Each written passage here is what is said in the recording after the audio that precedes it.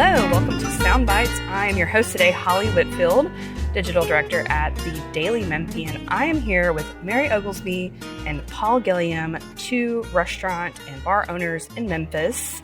They own Cameo and Mary's Boat in Midtown. Before we talk to them, know that Sound Bites is the Daily Memphian's weekly food, drink, and dining podcast.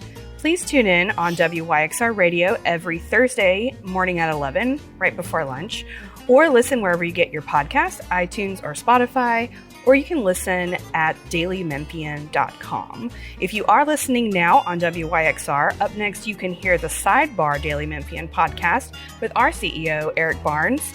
This week he's interviewing Todd Richardson, who is the CEO of Crosstown Concourse, which is, of course, where we are recording today. If you hear a little ambient noise, that is where that's coming from. But I'm here with Mary and Paul. As I said, they own Cameo and Mary's Boat, two Midtown bars that I think have really firmly established themselves as part of the community in Midtown. Full disclosure, personally love and patronize both of these bars. So happy to have you back on Sound Bites. How are y'all? Great. How are you? Doing well. I am good. It is very cold outside, which is obvious. But the reason I bring that up is because the last time y'all were on, it was the middle of July. You were talking to Jennifer Chandler. Y'all were sitting in Mary's Boat talking about pina coladas and delicious rum drinks. And it was just a very different vibe than what's happening right now. We're all in our sweaters. Paul's got a beanie. We're cozied up in the concourse. And it's just a very different vibe. And big new things are happening. That's why you're on today. We talked about Cameo. You have Mary's Boat. But in December, y'all announced that you, in the next few months, will be involved in two more establishments in Midtown. We announced that kind of suddenly because we wanted to make sure that people had the right information. We're going to be moving new concepts into two spaces, where previously Knifebird was and previously Public Bistro was. We're going to be moving entirely new concepts into both of those spots. They will still be a wine bar and a restaurant, but what that means in those spots will be very different from what they were previously. Right. So just to explain, Knifebird is wine bar that opened, I think, did it open in 2020? It's like 5.5 years, yeah. what Kate said. 2020 or 2019. Yes, with owner Kate Ashby there. That's across the street from Rail Garden. Both of these are sort of in the Cooper Young vicinity. And then Public Bistro is where, now long ago, Sweetgrass next door was. Sweetgrass next door. So just for people that want to have that placement in their brain. Both of those establishments closed, and with the owner's blessing, Paul and Mary are going to move their new things in there. So they're going to be called, the new name will be No Comment. Mm-hmm. And Public Bistro will be Fawn. Fawn. Let's just start with the names, and then y'all just start telling me what we can expect later this spring when we get some new spots in Midtown. I'm really excited about it. Let me be clear, because I love both of those places, and I love your places, so I'm really excited. Right. So, starting with the names, No Comment came from kind of brainstorming about, what people do in a wine bar. So, like, what do you do in a wine bar? You sip and you yap, and you dine and dish. You dine and dish, and so, like, what makes sense with that is, you don't, you yap, you dish, and then you don't say what you said when you leave. So, no comment. Right. You're going to drink some wine and tell your friend your secrets, and then move along. What happens in No Comment stays in No Comment. Exactly. It stays No Comment. Mm-hmm. Yeah. And so that was kind of the idea there. Yeah, and we haven't done any names that were sassy. So we wanted one that was kind of like talk to the hand. And that kind of follows through to the aesthetic decor choices that we're kind of going for that spot as well. Okay. Which is very different than what we've done at Cameo and at Mary's Boat. Cameo being the desecration of your grandma's parlor. Yes. And then Mary's Boat definitely trying to be as traditional tiki that we can, but putting our own little spin on it. No Comment is we wanted to go for this mid to late 80s Patrick Nagel painting, power femme Yeah. kind of a thing, which we think is very, very different than anywhere else in town. We have Purple and shoulder pads. Yeah. Working girl. Like So people are going to dress up for this bar too. Hopefully. Maybe, We but definitely, it's not so much a theme bar as Boat is. it's but- more of a feeling Yeah. of like corporate woman in a Capri cigarettes ad. Yes. Powerful and drinking You've wine. come a long way, baby. Yeah, and so there's lots of really cool inspiration that Yeah. we have for online for that. And Fawn, I just like said the name one day to you. I was thinking about this, and you're like, I like that. And Yeah, I mean, it evokes like this kind of coziness, and the vibe that we're going for there is, like Paul and I were talking about what we were picturing, and he was picturing like a Midsummer Night's Dream forest, and I was whimsy. Whereas I was picturing a conversation pit, and we were like, oh, that's Frank Lloyd Wright. Yes. Like that's what that is. And so, and which is very like like bringing nature inside, like cozy, mid-century, and Fawn, the name just kind of evokes that same kind of like, like you see a deer, like if you're in a cabin and you see a deer out in the woods, like from your porch while you're sipping your coffee, it's this feeling of coziness. And nature, and that goes along with like the menu that we're trying to do, that we plan on doing, which is an ever-changing menu of small plates that is based around seasonality and what's available at the farmers market this week, and like once that's gone, like taking that dish off the menu and putting a new one on, and that kind of like the ever-changing nature of produce and what's available according to the seasons and according to the region. It's like very connected to nature in this, like, there's this aesthetic now of like whimsy and like touch grass that people are talking about. Like, and we're also bringing a lot of like live plants into the space. Yeah. And really trying to fill that out. There's so much natural light that pours into that building that we are really, really looking forward to. I really love that space, and I love some of the things that they did at Public Bistro. Kate and Kyle did a really, really great job. Like building that space out and like making it their own. Yeah, it's absolutely gorgeous. Like their eye for color and their eye for like how to use the space was incredible. Like it's a gorgeous building. It'll give you guys a great foundation for what sounds sort of like the 2025 farm to table. Like this is where we're at now with farm market to table. Right. So that's exciting. I love it. We talked a little bit before just sort of how this all came about. People in Memphis are so great because they're very interested in the details and the lore and the stories behind how restaurants open and close and move. And so people were asking about like the staff at Knifebird and Public Bistro. And there's going to be some time before Fawn and No Comment open. So y'all were sort of telling me like the staff is covered. Most of them have found places, and you're talking to some of them for when you guys get ready to open if they want to come back into those spaces. But they're going to be different restaurants, so they may or may not want to be a part of it. Right. So, obviously, like both of those places had some really great staffs, and the reality is that unfortunately we're not going to be open until the spring, and so it wouldn't be realistic for people to try to hang on to that job, because the other part of that is like with restaurants opening, it all depends on licensing, and so you can't put we are opening on this date. Like that's just really not an option until you're smack up on it. Like you can't. And so like if somebody's like, well, when are you opening? It's like, well, whenever the state says we can. There's no way to ever really make that assessment until you get really close to the date. And so as much as we would love to be able to say we're keeping everybody on, it just wouldn't be realistic for anyone. And fortunately, most people have, as far as I know, have already found places. We have actually hired one person from Knifebird to come and work with us at Cameo, which is great. And we're talking to a couple of other people to see if they would be interested in that. But yeah, I mean, like, anybody who, worked at either of those places, if they want to come back and chat with us when it's getting closer to the date, we'll certainly talk to them and see if it's the right fit for the new concepts. Tell me a little bit more about, I actually was asking some friends that we always go to Knifebird. We've been going regularly for years, like the food there. Thoughts and feelings, plans to keep bruschetta or not?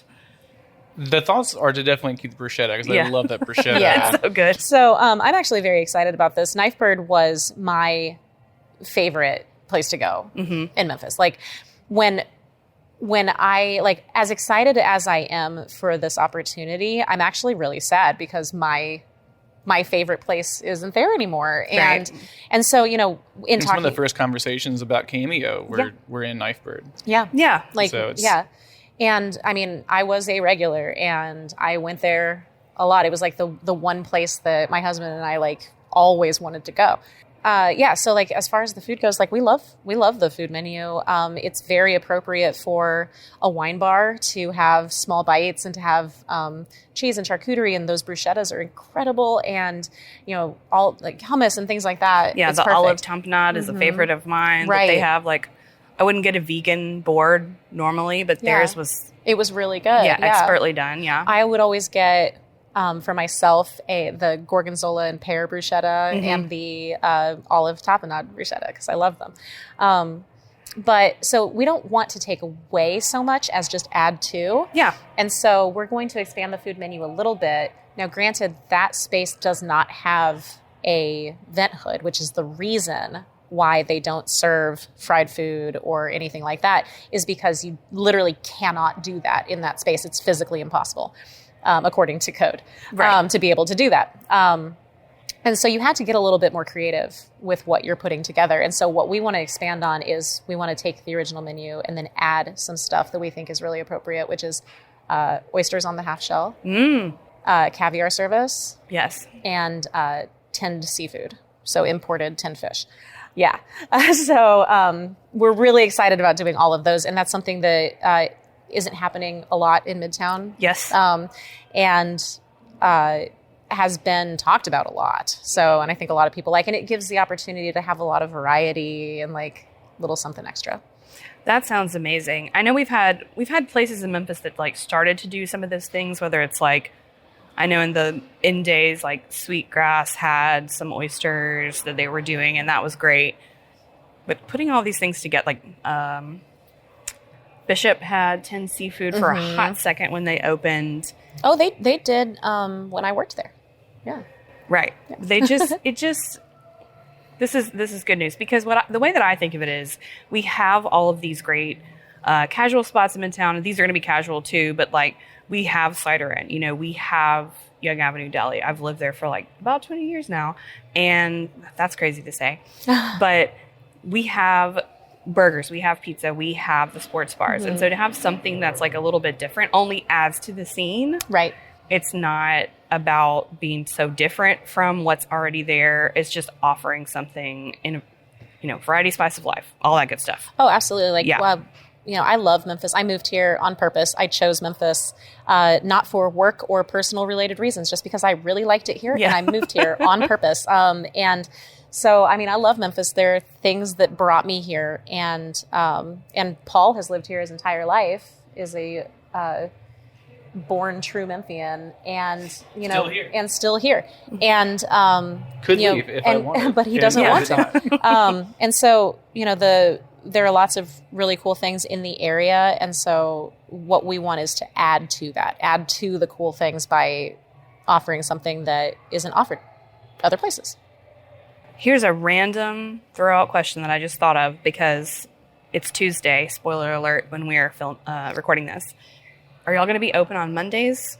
Or is Mondays probably going to be your rest day that you deserve for sure? We haven't, too soon? we haven't fully decided on what the schedule is going to be. So there's not a yes or no answer to that yet, just because we don't know what exactly the schedule is going to be. Yeah, we always like to leave those things open for, because at Cameo, when we first opened, we were closed on Mondays. We had shorter hours. We were closed earlier. And we also did like a brunch for a little bit, and we were closed like earlier on Sundays. And then we ended up expanding our hours later.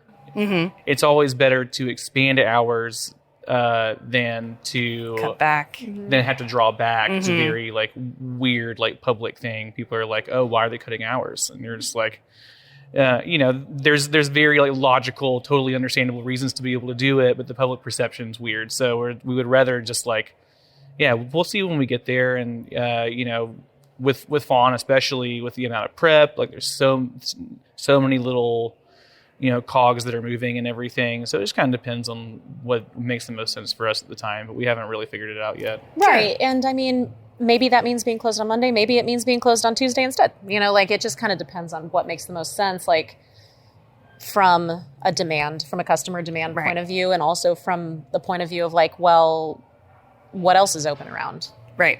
So like you don't want to be closed on the same day that everything else is closed. Well, that's why I was asking super selfishly, because last night, Monday night, I was like, where should we go? Oh, we should go to Knife Bird. Nope. Okay. That's what I always did on Mondays. Well, Cameo's open on Mondays. Cameo's open on Mondays. We did go to Bari last night. They're open on Mondays. So you'd be in good company if you did that. But I'm sure that you guys will figure it out. I'm going to remind the listeners that this is Soundbites, Daily Memphian's food, drink, and dining podcast. I'm Holly Whitfield. Today we're talking with Paul Gilliam and Mary Oglesby, co-owners of Cameo and Mary's Boat, and soon to be also running No Comment Wine Bar in Cooper Young next to the Urban Outfitters. I'll say that's Cooper Young. And formerly Public Bistro, soon to be Fawn over there as well. You can also listen to our other Daily Memphian podcasts wherever you listen to your podcasts, or at dailymemphian.com. In the podcast section of the website, we have the Sidebar Arts and Culture with Eric Barnes. We have Grizzlies podcast. We have occasional political podcasts with Daily Memphian legend Bill Dries. But we're going to keep talking a little bit. Y'all know I have to bring out some spicy questions about the restaurant scene in Memphis. There's this narrative online now, or maybe in real life too, where people are like, everything's closing, all these restaurants, everything is sort of going downhill. Like our Daily Memphian columnist, Jeff Calkins, sort of wrote about this recently, where he was encouraging people to go out to eat and go to sporting events and things. That is sort of one way to look at it in my mind. But the way that I see it, I mean, yes, a lot of places have closed, but a lot of places are opening. I mean, Jennifer Chandler wrote a big list about what we're looking forward to in 2025, including both of y'all's establishments. But it's sort of like, just because there have been several high-profile restaurants or even long-time restaurants that have, decided to close, legacy spots, thank you, that's the word, have decided to close, like Houston's, for example. I mean, that causes such a big conversation that it can kind of take over the way people feel about the scene. And I feel that, and I respect being sad about something closing the way we were talking about. We're, going to miss some of these spots. But there's another way to look at it, which is that a lot of places are opening and new things are happening and leaves are turning over. So I just wanted to get, as business owners, your take on that attitude towards everything's closing. It is so much easier to be negative than it is to be positive. And so before I even get into that, I want to just encourage people to stop, and before they say something negative, stop and think, am I better than this? Because it is the easy way out to just be negative all the time and to just say, well, everything's bad and everything's bad and everything's bad. It is harder to be positive when you are surrounded by a 24-hour news cycle of negativity. And the reality is that everything isn't closing. Things aren't closing at any faster rate than they ever have. Just like the things that are happening in the world are awful, but awful things have always happened. It doesn't mean that everything is worse than it's ever been before. Things change. And we have access to information faster now. Yeah. And so that's a big part of it. It used to be that the restaurant that you claimed that you loved, that you haven't been to in 4 years, it would close and you wouldn't know for 2 years because you never went there anyway. Which is why it closed. But now you hear about it and you're like, oh no, it's because Memphis is a terrible place and it's full of crime. That is not why. Right. like it's the natural cycle of things. It was mentioned earlier when we were talking before, restaurants have a lifespan, and just like anything else, and nothing is permanent, and restaurants come and go, It's very, very rare. And I would never think that we wouldn't be affected by this as well. Like restaurants it is very rare when a restaurant lasts for a long time, for multiple generations. That is the exception. That is the very rare exception to the rule, is for a restaurant to last multiple generations. It almost never happens. And it doesn't, and when restaurants close, it's not a sign of some major horrible thing happening. It's just, it's just the life cycle of how this industry works. And, what you mentioned earlier, the good news is that there's a ton of cool places opening. Like I just asked, when we were downstairs, I asked what's with this new Vietnamese place that's opening in Crosstown. Yeah. So excited. And I'm so excited about it because I was driving past it. I knew nothing about it. I was driving past it last night and I was like, what is that place? Because the idea of having a Vietnamese restaurant that also says kitchen and bar, I was like, oh, heck yeah. And Tony Nyan's taking their bar over. I could not be more excited. I am so excited about this. Yeah. And this is the stuff that people need to be talking about, because for every restaurant that closes, 2 more open. And that's the thing that people need to focus on, is like, have places closed that were like big, that people knew the names of? Yeah. And that is sad if it's sad. But, when Houston's closed, the owners were not sad about that. And they made that pretty clear that they weren't sad about that. And so, the important thing is to celebrate when new things happen and to feel empathy when a closure is a very negative thing. And to feel empathy about that and maybe feel some sorrow or some nostalgia for it. Yeah, we'll miss something, but what does it mean now? It's not the end of the world. And like froyo places have stayed open. Like there's and there was a lot of them, and they all closed. Like there are trends in the hospitality and the service industry, and some of them blow up. There's a bunch of every 5 years, there's these cupcakes, right, froyo, cupcakes, froyo, crab spots, whatever. There's crab boils. 2 years ago, it was every place was a crab place. It's kind of nuts, but there's these trends in the moment when you're opening a business. I don't think that you're planning on closing in 2 years. You're not like, this is going to go away. But if you have a very specific thing that you're doing that you can't necessarily fully pivot away from or be able to change the way that people perceive your business, and you're going for one specific thing, there's lifespans for stuff. And there's some restaurants that are closing that have more of a every person feel. They're around for 40 plus years. That's a great crazy amount of time.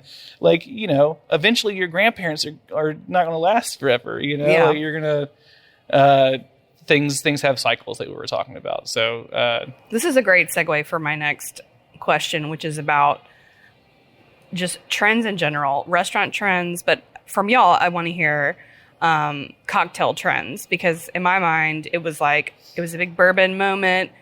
Oh God, that's 15 years ago now. And longer still, if you were, I'll just say Memphis typically is about, 8-10 years sort of behind what's maybe happening nationally. And that's not because it's Memphis, that's just because it's a mid-sized city. Yeah. I was literally about to say that. This is the third mid-sized city I've lived in, and that has been true pretty much across the board. It's not a Memphis thing, it's a mid-sized city thing. So that's not a knock on anything. There's just a statement. Right. So we had that, and then I feel like every drink was gin, and then I feel like everything is tequila now. So what y'all are the experts on this though? I mean, what's happening now and what's coming next? I want the sober guy to talk about this. Oh, well, I mean, you can look at the trends, you can look at the numbers. I mean, when I first started bartending, everyone was still definitely shooting Jameson all the time, forever, and then it turned into Fernet pretty much all the time, which it still is a little bit, and this Campari. But as far as the majority of people right now, just looking at the numbers of what people are buying single pours of, it's tequila for sure. At Cameo especially, and even at Boat, we go through a lot of tequila, and we're a rum bar. If you look at the national trends, a lot of people are moving towards rum right now. And there was a lot of gin cocktails, and right now just looking at our house cocktail menus and our happy hour menus, the tequila drinks are the ones that people are really focusing on, and that's great. I mean, I love tequila. Yeah. And, you know, for boat's sake, we're really hoping that Memphis catches up on the rum trend for sure. Because rum is like, it's really incredible. It's so much more versatile than people, I think, give it credit for, especially in the South. Most people think about rum as, you know, something that you drink out of a solo cup in Pickwick Lake listening to Jimmy Buffett, which I grew up on that. Yeah. That's what I did. And I didn't really know even about like how much variety there was in it until I started hanging out with Mary and, you know, and like just me figuring out about tiki culture and talking to, you know, Jeff Davis from the Rum Club and everything. There's so much to do with it. So I'm really hoping that the city kind of picks up on that. But, you know, things change and things pivot and people's tastes change. And, you know, you kind of have to follow that and hopefully be able to keep up. You know, which we try to pride ourselves on.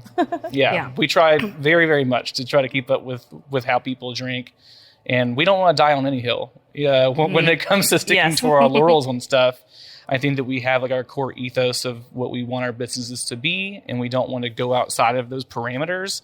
But anything that still makes sense for the business, it's like, oh, people are drinking this now. Yeah, we can do that. Like, who cares? Like, like, oh, you like drinking these things? We want to sell that to you. That's totally fine. Is it? And we'll still put our spin on it. It'll still be Cameo. It'll still be Boat. You'll still have the Rage Quit. Yep. You'll still, it'll still be Rage Quit. Like, we'll still have all those things. But like, you know, we're not like, no, people have to drink IPAs forever, or we don't drink any other beers. No. That's what we like. People were like that. They were for a hot minute, and there's still people. Speaking of bar trends, like I remember a time when you could go into a bar and you couldn't find a beer that wasn't an IPA. Mm-hmm. Like there just wouldn't be one, right? Like unless it was like whatever the just light beer what they had was, and it's like everything else was an IPA, and it's like Speaking of trends, I mean, like that's another thing that just kind of comes and goes. You got to pivot. Mm-hmm. You got to do your thing. I think, was it like 2024 was the first year that there were more craft breweries that were closing that were opening. It was a huge deal. And it's just the way it's just the way that things go. And I have friends that are definitely in that industry, and I like do not want anything bad to happen to them. And I think they've really like solidified themselves. But it's just it happens. I want to talk about one more thing real quick. It's January. Some people are doing dry January. Some people are sober curious. Some people just don't feel like drinking that day. And y'all have always made it a point to provide some really tasty options for non-alcoholic drinks. Yeah, speaking of trends. That is on trend. But that's always great to have it not be an afterthought. I think that's firmly established in our cocktail bars in Memphis now, which is good. Yeah, at least at several places. Just y'all's favorites or your top recs for a mocktail that you have at any of your places now? I know it's not involved with you guys, but both of our places are doing the Edible Memphis Champion Sip this year. Yeah, no, Edible Memphis, that's great. And, you know, I really, really like that they do that. We've actually gotten a bunch of new regulars that have come into both Boat and Cameo, even just in this past week since we've started it, that came in specifically for that, and then saw that our NA menu was like, oh, there's like 8 or 9 NA drinks on this menu. Mm-hmm. Like, that's really, really cool. And so then they've kind of become regulars. And even when Cameo first opened, like the sober community was going crazy in there, which is really, really fun. I don't think this trend is going away. I think it is only growing, especially in the like THC derivative world that we're in. World that we're in for sure. And which, to be clear, we do not carry THC stuff right now because we're waiting for our license to come through. Which just started in October. Yeah. So,